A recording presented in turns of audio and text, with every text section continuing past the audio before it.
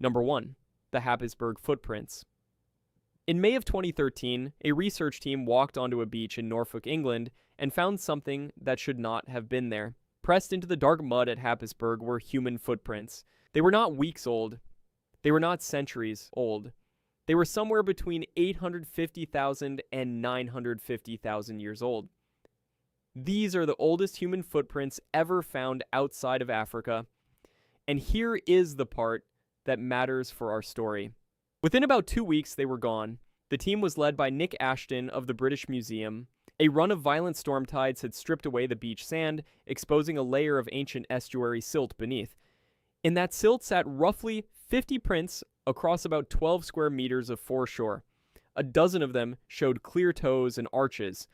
The shapes told a story. At least 5 individuals, a mix of adults and children, had walked south along the edge of an ancient river.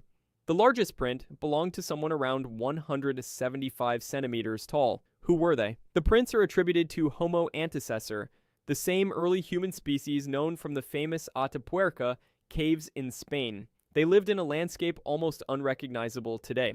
This stretch of coast was a cold tidal estuary, possibly an early course of the River Thames, draining into a frigid North Sea. Mammoths, ancient horses, and extinct elk shared the floodplain. Now think about the pressure the scientists were under. The same tides that had revealed the prints would soon erase them. So the team raced the sea. They took more than 100 photographs and built a detailed 3-dimensional photogrammetric model. They ran laser scans across the surface. They worked through deteriorating weather, with researchers like Martin Bates and Sarah Duffy recording everything they could. Days later, the North Sea returned, the mud dissolved, and the surface was destroyed. The originals no longer exist anywhere on Earth. What survives is data. The footprints live on only as a digital model and a set of images published in the journal PLOS One in February of 2014. The age was anchored by the surrounding sediments, which carry reversed magnetic polarity, meaning they formed before the Great Magnetic Reversal 780,000 years ago. Nearby flint tools dated to around 900,000 years had already hinted that humans were here. Happisburgh sits on one of the fastest eroding coastlines in Britain. The same forces that gift these discoveries snatch them away. So we are left with a strange new kind of fossil. One that exists as a file on a hard drive. And it raises a question that haunts everything that follows. Number 2. The Maxberg Archaeopteryx. Some fossils are destroyed by the sea. This one was destroyed by a single human being who simply refused to let go. The Maxberg Archaeopteryx was the 3rd specimen ever found of the most famous transitional fossil in science. Archaeopteryx is the creature caught halfway between dinosaur and bird, with feathers and wings, but also teeth, clawed fingers, and a long bony tail. And one of the best examples we ever had has completely vanished. It came out of the Solnhofen limestone of Bavaria, Germany, around 1956 to 1958. These beds are roughly 150 million years old, laid down in still salty lagoons that preserved soft tissue in breathtaking detail. The slab was found by a quarry owner named Eduard Opitsch. He allowed scientists to study it, but he never gave up ownership. In 1959, the paleontologist Florian Heller formally described it. The specimen preserved the body and limbs with clear feather impressions, though it was missing its head. For years, it was displayed at the Maxberg Museum in Solnhofen, which is where it got its name. Scientists treated it as a treasure. As they photographed it, they took x-rays, they made careful casts. In the 1970s, John Ostrom, the man who revived the idea that birds descend from dinosaurs, studied this very slab as part of his work. Then, the story darkens. In 1974, after a dispute, Opitsch withdrew the fossil from the museum and took it home. He grew reclusive. He refused requests to study it. He refused offers to buy it, and the offers would have been enormous because a complete Archaeopteryx is worth millions. The slab sat in a private house hidden from the world. In 1991, Eduard Opitsch died. When his estate was examined, the fossil was nowhere to be found. The single most valuable item he owned had simply disappeared. What happened to it? There are 3 leading ideas. The first is theft, that someone who knew its value took it during or after his death. The second is a quiet sale on the black market, the slab passing into a secret collection. The third is stranger. Some believe Opitsch, bitter toward the institutions that wanted it, hid it permanently, or even arranged for it to be buried with him. It remains the only one of the dozen or so known Archaeopteryx specimens to be lost. Every other example sits safely in a museum. For this one, science now depends entirely on the casts, the photographs, and the x-rays made while it was still in the light. Somewhere, perhaps in an attic or a vault or the ground itself, a priceless piece of the bird story may still be waiting. Our next case was not hidden. It was burned. Number 3. Luzia Woman. In 1975, in a rock shelter called Lapa Vermelha near Belo Horizonte, Brazil, a French-led excavation uncovered a human skull and partial skeleton. The team was directed by the archaeologist Annette Laming Empereur. The bones turned out to be about 11,500 years old. That made this one of the oldest human skeletons ever found anywhere in the Americas. In a nod to the famous Australopithecus fossil Lucy, the skull was nicknamed Luzia. Luzia became scientifically explosive. The anthropologist Walter Neves studied the shape of her skull and argued that it looked less like later Native American populations and more like Australo-Melanesian peoples. If he was right, it suggested that more than one wave of humans had entered the Americas in the deep past. In 1999, a team produced a striking facial reconstruction of Luzia, and her face traveled around the world. She became a symbol of Brazil's ancient human story. Luzia was kept at the National Museum of Brazil in Rio de Janeiro, housed inside what had once been the Imperial Palace. The collection there held around 20 million items. Then came the night of September 2nd, 2018. A fire broke out and tore through the 200-year-old building. By morning, an estimated 90% of the entire collection was gone. Egyptian mummies, the archives of extinct indigenous languages, irreplaceable specimens, all consumed. The fire was not bad luck alone. Investigators pointed to years of underfunding, aging electrical infrastructure, a sprinkler system that did not work, and fire hydrants that initially ran dry as crews arrived. Luzia had been stored in a metal cabinet. For weeks, scientists feared she was simply ash. Then came a fragile piece of good news. In October of 2018, museum staff announced that fragments of Luzia's skull had been found in the rubble and identified. Reports suggested that around 80% of the skull was recovered, but in charred, shattered pieces that would need painstaking reassembly. She had survived barely and only in part. What saved the knowledge was preparation made before the disaster. Luzia had been CT scanned, photographed in detail, and cast. Those digital records now stand in for an original that fire nearly erased completely. Meanwhile, the science around her kept moving. Modern ancient DNA studies of early Brazilian remains have complicated Neves's skull shape interpretation, suggesting the human story of the Americas is even more tangled than a single migration model allows. Luzia endures as two things at once. She is a clue to who first reached this hemisphere, and she is a warning about how easily we can lose the past through simple neglect. Our next find was not lost to neglect, it was cut out of the rock with a saw. Number 4. The stolen Broome dinosaur track. On the remote coast of the Dampier Peninsula in Western Australia lies one of the greatest dinosaur trackway sites on the planet. The Broome sandstone here is between about 127 and 140 million years old. Along roughly 25 kilometers of shoreline near Walmadini, paleontologists have identified at least 21 different types of dinosaur footprints: theropods, giant sauropods, plant-eating ornithopods, and armored dinosaurs all walked here. One sauropod print measures about 1.7 meters long, among the largest dinosaur footprints known anywhere. These tracks are not just scientifically priceless. They are sacred. The Gularabulu people hold this coast as part of a songline, a dreaming trail tied to the Emu men, Marala, whose path the prints are said to mark. The footprints are woven into living culture. In 1996, thieves came with power tools. They cut a fossilized theropod footprint, a print of the type called Megalosauropus brumensis, straight out of the reef platform and stole it. The country was outraged. Thankfully, that print had already been documented in photographs and casts, and it was eventually recovered. But the theft exposed a terrible vulnerability. These world-class fossils sit out in the open, on a public shore, with no walls around them. Nature is just as dangerous as looters here. The tracks are only visible at the lowest spring tides. The tidal range on this coast exceeds 9 meters, among the largest in the world, so the ocean buries and reveals the platform twice a day. Cyclones batter the rock. Erosion and sudden collapses destroy prints between visits. Some footprints are now known only from earlier images because the rock that held them is simply gone. The fossils faced a third threat too. A major company proposed building a large liquefied natural gas processing precinct right on this coast. In response, a University of Queensland team led by Steve Salisbury launched an intensive survey between 2011 and 2016.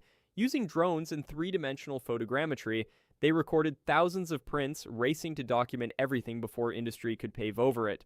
The gas project was finally abandoned in 2013 after the area's national significance became undeniable. Through all of this, the Gulerabulu elders, including the law boss Paddy Rowe and his descendants, fought to protect the trackways. Their stewardship, combined with the scientists' cameras, is what keeps the record alive. Broome teaches a hard lesson. A fossil can be erased by a thief, by a bulldozer, or by the patient grinding of the tide, and sometimes all three threaten the same print. The casts and digital scans are now the safest copies we have. Our next case shows what happens when the destroyer is not the sea or a saw, but a bomb. Number 5. Stromers, Spinosaurus, and the Bahariya fauna. Spinosaurus is one of the most famous predatory dinosaurs in the world. It is the sailbacked giant, possibly the longest meat eater that ever lived, with length estimates around 15 meters. And for most of the 20th century, everything we knew about it came from a fossil that no longer exists. The story begins with a German aristocrat and scientist named Ernst Stromer von Reichenbach. Starting in 1911, he organized expeditions to the Bahariya oasis in Egypt's western desert. His skilled collector, Richard Markgraf, dug out the bones and shipped them back to Munich. In 1915, Stromer described a new and bizarre predator. He named it Spinosaurus aegyptiacus. Its most striking feature was a row of enormous neural spines along its back, some reaching about 1.65 meters tall, which supported a great sail or hump. The Bahariya beds, dated to the Cenomanian stage roughly 95 to 100 million years ago, were astonishingly rich. They also produced other giant predators, including Carcharodontosaurus, plus the sauropod Egyptosaurus and the theropod Baharisaurus. Stromer's collection went on display in the Bavarian State Collection for Paleontology in Munich. It was a once-in-a-lifetime assemblage of African dinosaurs. Then the war came.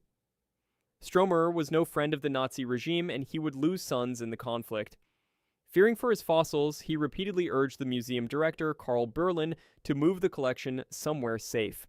Berlin refused. On the night of April 24th to 25th, 1944, a British Royal Air Force bombing raid struck Munich. The museum was hit. The Spinosaurus holotype and the entire Bahariya fauna burned. The original bones were gone forever. For decades, a Spinosaurus existed only in Stromer's careful publications, his detailed drawings, and a set of photographs. This is one of the greatest arguments ever made for thorough documentation, because in the 1990s, the researcher Joshua Smith tracked down Stromer's original photographs preserved in the family estate. Those rediscovered images proved crucial. In 2014, a team led by Nizar Ibrahim used Stromer's records together with new Moroccan fossils to completely redescribe the animal. They argued Spinosaurus was semi-aquatic, with surprisingly short hind legs. And in 2020, they described a tall, paddle-like tail built for swimming. The picture of this dinosaur was transformed using data from a specimen destroyed 70 years earlier. The loss still creates problems. Because the defining holotype no longer exists, scientists continue to debate naming a new reference specimen. And the function of that famous sail, whether for cooling, for display, or as a fat storing hump, is still argued over today. Stromer's tragedy is the textbook case of war erasing deep time. Our next loss happened the same way, in the same global war, but with even higher stakes for the human story. Number 6. Peking Man. This may be the single greatest unsolved mystery in all of paleontology. It involves some of the most important human fossils ever found, a world war, a detachment of United States Marines, and a trail that goes completely cold in December of 1941. The fossils are known as Peking Man, scientifically Homo erectus pekinensis. They came from a vast cave complex at Zhoukoudian, near Beijing, China. Systematic excavation ran through the 1920s. In December of 1929, the Chinese paleontologist Pei Wenzhong unearthed a complete early human skull cap, a landmark moment that proved deep human antiquity in East Asia. Over years of digging, the site yielded around 15 partial brain cases, plus jaws, teeth, and limb bones from more than 40 individuals. They were between roughly 400,000 and 780,000 years old. Thick ash layers in the cave even suggested these humans had used fire. In the 1930s, the German anatomist Franz Weidenreich studied the collection in extraordinary detail. He took precise measurements. He made drawings. Most importantly, he produced high-quality casts of the fossils. Remember that word. Casts. As Japanese forces pushed deeper into China in 1941, the fossils were in danger. A decision was made to ship them to the United States for safekeeping.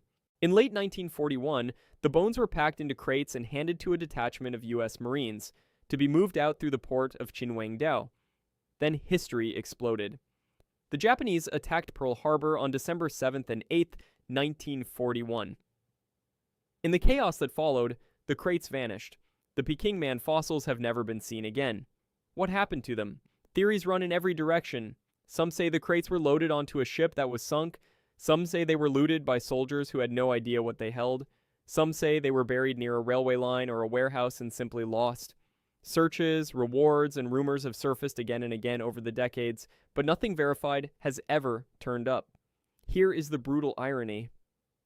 The fossils were lost precisely because someone tried to save them. Had they stayed in the cave, they might still exist today. What survives instead are Weidenreich's casts and photographs made before the war. Those copies are the only reason we still understand Peking Man at all. From them, we know the brain capacity averaged around 1,000 cubic centimeters. The Zhoukoudian site was named a UNESCO World Heritage Site in 1987, honoring a treasure that is mostly gone. Peking Man shows that the copy can outlive the original by accident of history. Our next case takes us into a modern crime, one that nearly stole a whole branch of the dinosaur family tree. Number 7. The Liaoning smuggled feathered dinosaurs. In the 1990s, fossils from one Chinese province rewrote what we thought a dinosaur was. The Johal biota of Liaoning, between about 120 and 131 million years old, preserved its creatures in fine volcanic ash that settled into ancient lakes. That ash captured feathers, skin, and even stomach contents. In 1996, a fossil named Spinosauropteryx became the first non-avian dinosaur ever shown to have feathers. Later, Microraptor revealed a dinosaur with 4 feathered wings. These discoveries proved beyond doubt that many dinosaurs were feathered. But this scientific gold rush created a criminal one. Farmers and dealers began digging up specimens and selling them.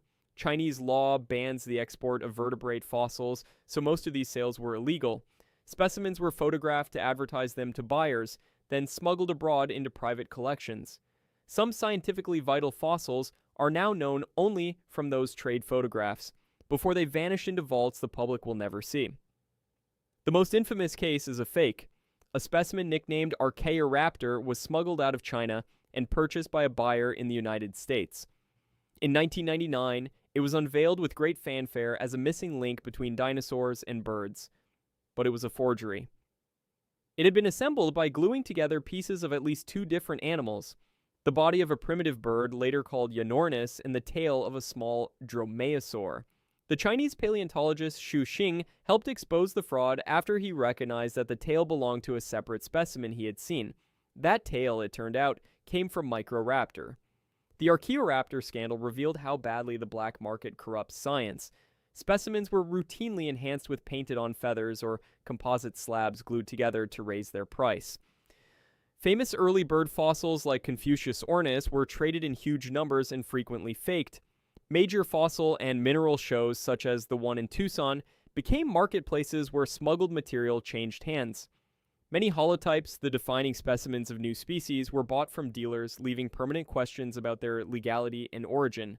The science itself, when done on genuine specimens, has been spectacular. By studying fossilized pigment structures called melanosomes, researchers showed in 2010 that Spinosauropteryx had a ginger and white striped tail. Microraptor, studied the same way, turned out to have iridescent black plumage. These are colors from 120 million years ago, red from the rock. Slowly, repatriation has begun. In 2013, a United States Customs case returned smuggled fossils to China, and Chinese institutions continue to recover and curate specimens. But the losses are real and permanent. Countless fossils have been swallowed by private collections, photographed once, then hidden. Our next case is a fossil that vanished not into a vault, but across an ocean, and sparked an international movement to bring it home. Number 8. Ubirajara Jubatus. This is a dinosaur that became a symbol. Ubirajara Jubatus was a small, compsognathid-like predator from the Crato Formation of northeastern Brazil, a fossil bed around 110 million years old that preserves soft tissue in stunning detail. And Ubirajara was spectacular.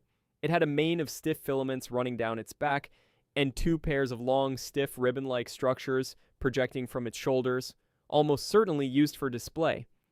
Its name combines the indigenous Tupi word Ubirajara, meaning Lord of the Spear, with the Latin Jubatus, meaning maned. The specimen was collected around 2009, but it did not stay in Brazil. It ended up at the State Museum of Natural History in Karlsruhe, Germany. In December of 2020, a team including David Martil formally described it in the journal Cretaceous Research, and almost immediately the controversy erupted. Brazil banned the export of fossils back in 1942, with rules tightened further in later decades.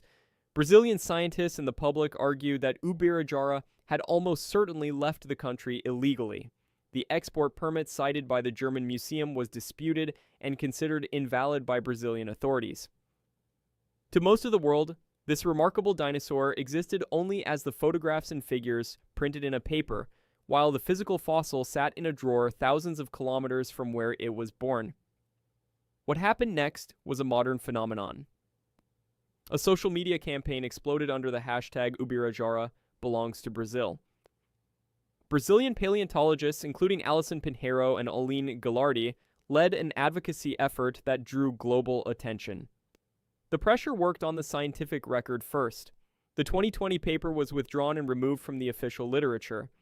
For roughly 3 years, the fossil existed in a strange limbo, described but discredited, present but contested.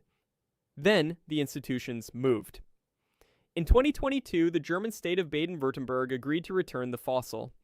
In June of 2023, Ubirajara finally came home, arriving at a museum in Santana do Cariri, in the region where it was found. A dinosaur that had effectively vanished from its own country was back.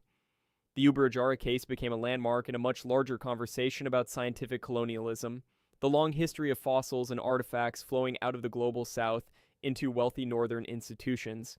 It pushed journals and museums to scrutinize the provenance of new specimens far more carefully. The science is remarkable too.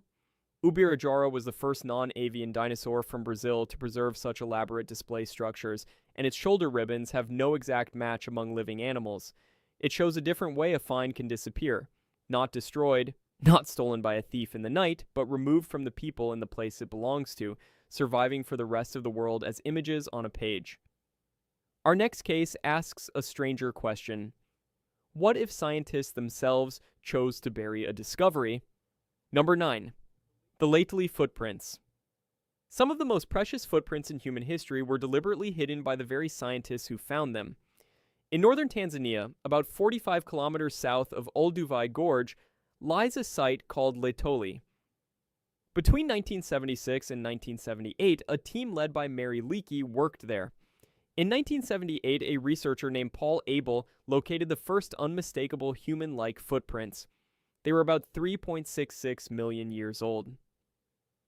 The prints had been made by Australopithecus afarensis, the same species as the famous fossil Lucy. The main trackway stretches around 27 meters and records at least 2, possibly 3, individuals walking together. And the prints showed something profound.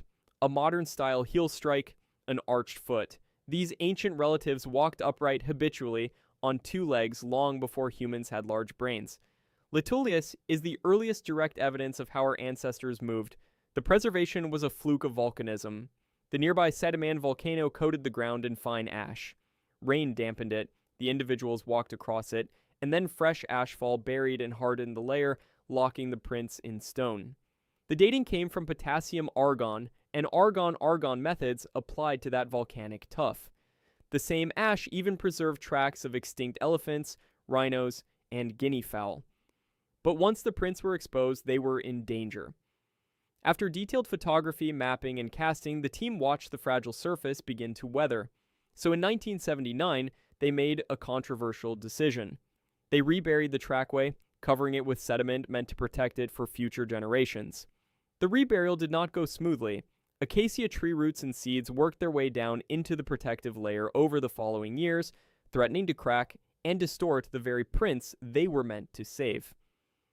In the 1990s, a major conservation effort by the Getty Conservation Institute re-excavated the site to assess the damage and stabilize it, later using engineered barriers and a carefully built soil mound. The decision remains debated to this day. The prints are protected, but they are invisible. No scientist can simply walk up and study the originals. The working record for almost everyone is the set of casts, photographs, and maps made in the late 1970s. From those casts, researchers like Tim White analyzed the ancient gate in fine detail. And in 2015, new prints found nearby at a spot called Site S revealed a larger individual, hinting at the social structure of the group. Laetoli poses a genuine dilemma in conservation. Do you display a treasure and risk its destruction, or do you bury it and lose access to it? Here, the find vanished from sight on purpose. Our final case swings back to the opposite extreme. A fossil that surfaced in public under bright lights to be sold to the highest bidder. Number 10. The Tarbosaurus Bataar Auction Skeleton. In May of 2012, a nearly complete dinosaur skeleton stood under the lights at a heritage auction sale in New York City. It was a Tarbosaurus Bataar, a large tyrannosaur from the Nemegt Formation of Mongolia, about 70 million years old and a close cousin of Tyrannosaurus rex. The mounted skeleton was about 7.3 meters long and 2.4 meters tall. It sold for just over $1 million. And then everything stopped.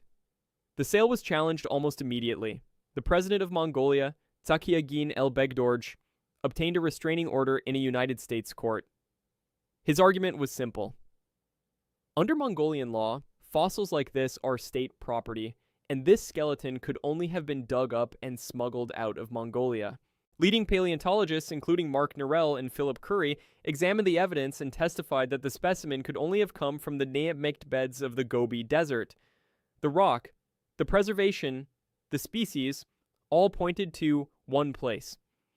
The skeleton had been imported and assembled by a Florida-based commercial fossil dealer named Eric Prokopi. Investigators found that the bones had been brought in from the United Kingdom with customs paperwork that mislabeled and undervalued them. United States authorities seized the skeleton. Later in 2012, Prokopi pleaded guilty to smuggling charges. During the entire legal battle, the public record of the specimen was essentially the auction catalog photographs. The fossil itself was locked away as evidence. It had surfaced just long enough to be photographed for sale and was nearly lost into a private collection forever. The story has a rare happy ending. In 2013, the Tarbosaurus was repatriated to Mongolia in a high-profile ceremony and placed in a dedicated dinosaur museum in the capital Ulaanbaatar. It became a national symbol, proof that a looted treasure could be brought home.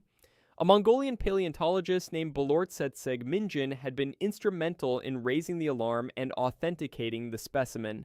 The case sent a shockwave through the fossil trade. It set a precedent against trafficking in Central Asian dinosaurs and pushed major auction houses to scrutinize the origins of their fossil lots far more carefully. But the Gobi Desert tells a darker background story. Its Nemegt and Jadukta formations have been heavily looted for decades. Nests, eggs, and skeletons of Tarbosaurus, plus other Gobi giants like Therizinosaurus, Dinocheirus, and Gallimimus, have been carried away. Many of those specimens are still in private hands around the world, documented only by the photographs taken to sell them. The Tarbosaurus that came home is the lucky one. For every fossil recovered, others have slipped quietly into vaults in living rooms, vanishing from science.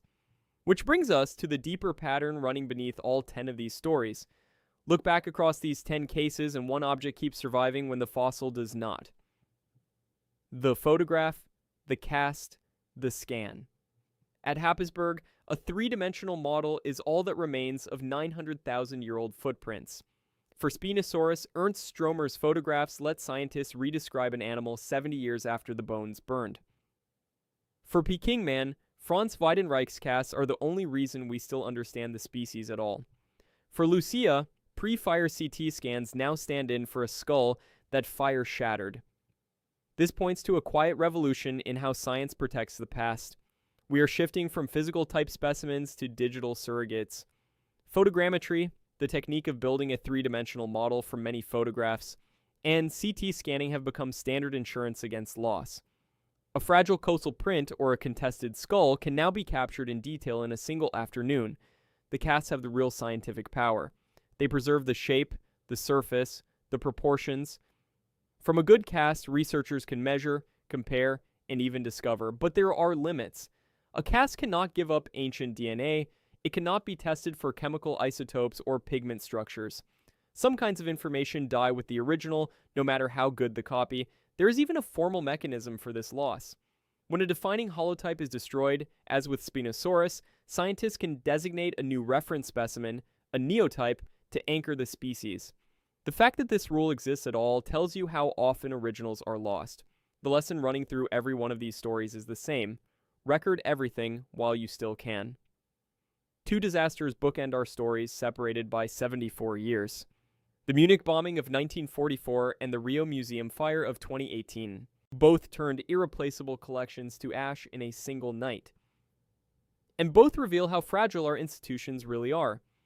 The Rio fire was not an act of war, it was an act of neglect. Years of underfunding had left the National Museum of Brazil with a broken sprinkler system and hydrants that ran dry when crews first arrived. 90% of 20 million items was lost. The Munich loss came in wartime, but it too was avoidable. Ernst Stromer had begged the museum director to move his fossils to safety and was refused. Peking Man adds a cruel twist. There, the evacuation itself was the disaster. The fossils vanished during an attempt to protect them from advancing armies. Sometimes the act of saving a treasure is exactly what destroys it. The common thread is the danger of the single copy. A holotype that exists in only one place can be erased in one event. The remedy is replication. Distributing casts, scans, and data across many institutions means that no single fire, bomb, or flood can erase a species from the record. Lucia's partial recovery from the ashes and her survival in digital form shows both the resilience and the fragility of what we keep. The case for digitizing collections is not bureaucratic, it is survival. Three of our stories share a darker engine.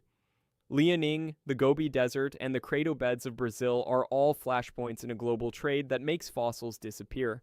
China, Mongolia, and Brazil all have laws banning fossil export. Enforcement is patchy, and the demand is enormous. Smuggling does more than move a fossil. It severs its provenance, the record of exactly where and how it was found.